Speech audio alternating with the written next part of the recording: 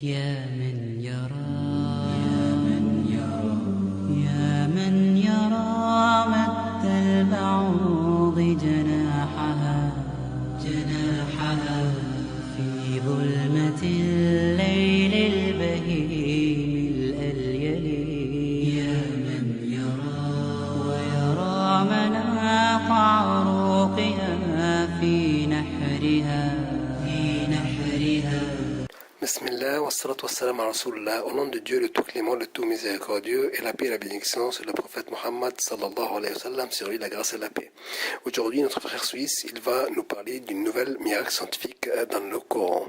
Plus d'islamophobie, plus des convertis à l'islam. Au nom de Dieu, le tout clément, le tout miséricordieux. Les embouchures. Allah exalté soit-il dit, et c'est lui qui donne libre cours aux deux mers, l'une douce rafraîchissante, l'autre salée amère.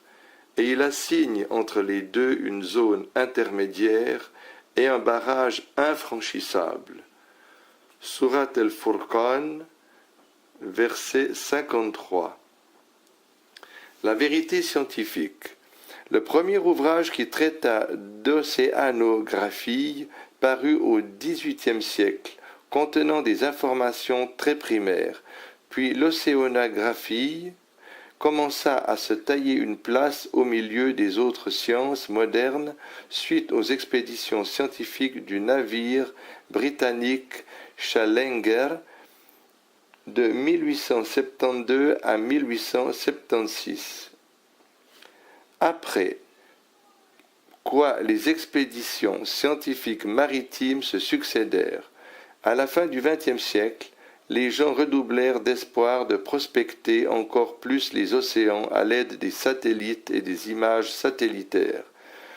Après balayage de plusieurs embouchures, les chercheurs se rendirent compte que toutes les zones d'embouchure sont des environnements qui ont des caractéristiques naturelles et biologiques différentes des caractéristiques des fleuves et des mers, et ce, malgré l'instabilité et le contact permanent entre ces deux eaux, malgré le flux et le reflux de la mer, et malgré aussi la crue et la décrue des eaux de fleuves.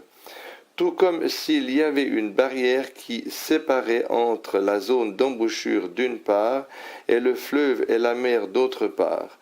Barrière qui préserve les spécificités de la zone d'embouchure malgré les facteurs qui favorisent leur mélange, tels que le flux et le reflux et tels la crue et la décrue. Et quand on essaye de classifier les trois environnements suivants, leur faune, et leur flore, l'on se rend compte que la zone de l'embouchure a une faune et une flore qui lui sont propres, et en ce sens que cette faune et cette flore ne sauraient vivre que dans la zone de l'embouchure qui a ses propres spécificités.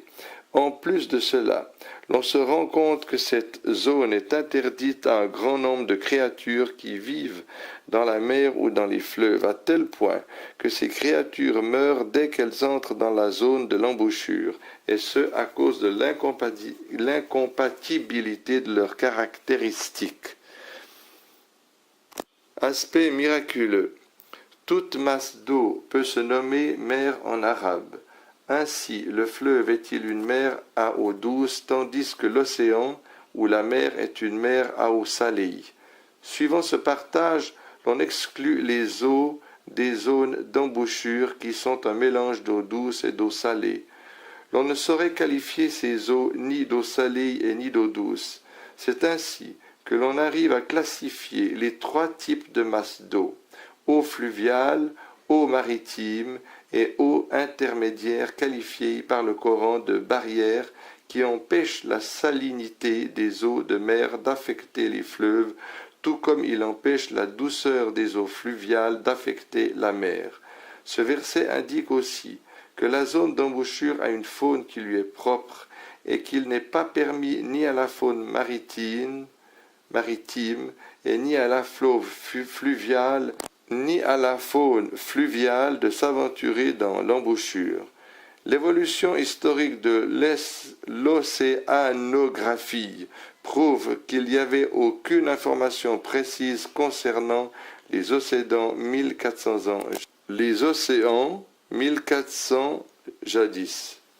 Mais déjà, le Coran donnait une description minutieuse des zones d'embouchure, expliquant que ces zones constituent un environnement spécifique qui a des caractéristiques naturelles et biologiques différentes des caractéristiques des fleuves et des mers. En plus cela, le Coran indiqua que malgré le contact permanent entre ces eaux et l'instabilité qui y règne, chaque type de masse d'eau garde constamment ses caractéristiques intactes. D'où viendraient ces informations consignées explicitement dans le Coran si ce n'est de l'Omniscient lui-même? Allahu Akbar.